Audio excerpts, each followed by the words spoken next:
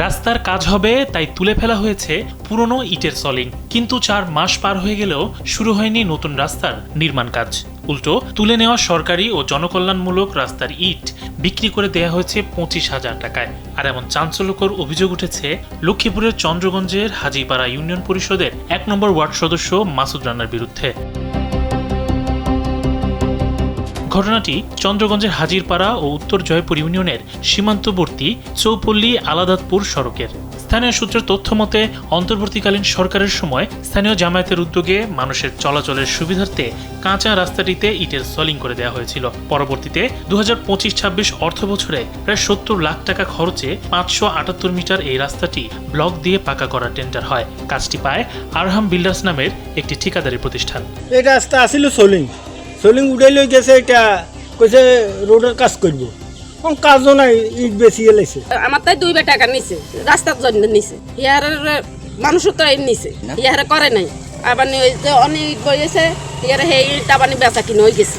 কিন্তু অভিযোগ ওঠে কাজের টেন্ডার হওয়ার পরপরই গত রমজান মাসে প্রস্তাবনা পাশ করাতে খরচ হয়েছে অজুহাত দিয়ে ইউপি সদস্য মাসুদ রানা রাস্তার প্রায় 60 থেকে 70 মিটার অংশের ইট তুলে 25,000 টাকায় বিক্রি করে দেন। ইট তুলে নেওয়ার পর থেকে 4 মাস ধরে রাস্তাটি এখন পানি ও কাদায় একাকার। যানবাহন তো দূরের কথা, পায়ে হেঁটে চলাই দায় হয়ে পড়েছে স্থানীয়দের জন্য। দুর্ঘটনায় যেন এখানে নিত্যদিনের সঙ্গী। এই রাস্তা দিয়ে বহুত ভোগান্তি দেওয়া হইতেছে আমাদের সবাই চলাফেরা এবং কি যাতায়াতের সর্বকাজে, এবং কি ডেইলি অ্যাক্সিডেন্ট হইতেছে। রমজানের সময় দেখা যায় এই জায়গার ইটগুলো দেখা যায় মাসুদ মেম্বরে বিক্রি করে দিচ্ছে কবিরের কাছে, কবির এবং শহীদ হুজুরের কাছে। এই রাস্তা টেন্ডার হয়েছে, টেন্ডার হওয়ার পরে মাসুদ মেম্বরে ইট বেশি টাকা নিয়েছে। মানুষ যাতায়াতের কষ্টের আর শেষ নেই মানুষের, মানুষ অত্যন্ত গালাগালিও করে এই রাস্তা গাইছের ব্যাপারে। তবে এই অভিযোগ অস্বীকার করেছেন অভিযুক্ত ইউপি সদস্য মাসুদ রানা। তার দাবি রাস্তাটির বরাদ্দ আনতে গিয়ে 1.5 লাখ টাকা খরচ হয়েছে। তবে ইট বিক্রির দায় তিনি চাপিয়েছেন জামায়াত নেতার উপর। এইটা আমি উঠাবো কেন? আর ওইটা আমার ইউনিয়ন না, আমার তো খাইতে আর কাম নাই যে আমি ইট উঠাই আমি ইট বিক্রি করি।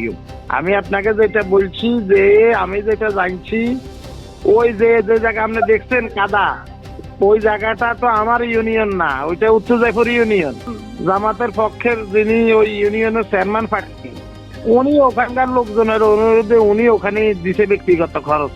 এটা কোনো রাষ্ট্রীয় সম্পদ না, রাষ্ট্রীয় ভাবে বরাদ্দ হয় নাই, ব্যক্তিগত খরচে উনি দিছে। ওনার সাথে কপারেশন করি যাদের নাম আপনি বলছেন, ওনারা এগুলা নিচ্ছে।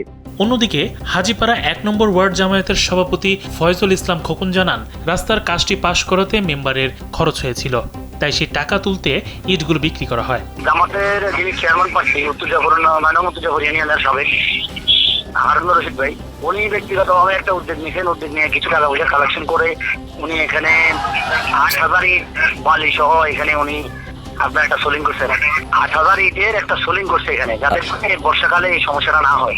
আমাদের 1 নং ওয়ার্ডের যে মেম্বার আছে মাসুদ মেম্বার, সেই রাস্তা পাস করাইছে, এই জন্য তারা কিছু টাকা পয়সা দেওয়া লাগবে, এই জন্য এই ইটগুলা 25,000 টাকা বিক্রি করছে।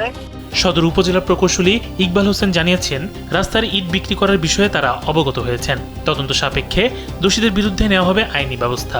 বিষয়টা শুনছি যে হাজীরপাড়া একজন মেম্বার জনপ্রতিনিধি উনি নাকি রাস্তার ইট বিক্রি করছে। আসলে এখন আমরা যাই নাই, দেখি নাই বিষয়টা, আমরা তদন্ত করে আমার লোকপাটে আসলে কতটুকু কি হয়েছে এটা আমরা তদন্ত করে ব্যবস্থা নেব। জনসাধারণের চলাচলের রাস্তার ইট বিক্রি করে খরচ তোলার এমন কাণ্ড নিয়ে এখন বইছে সমালোচনার ঝড়। ইমাম শরীফ, কালবেলা।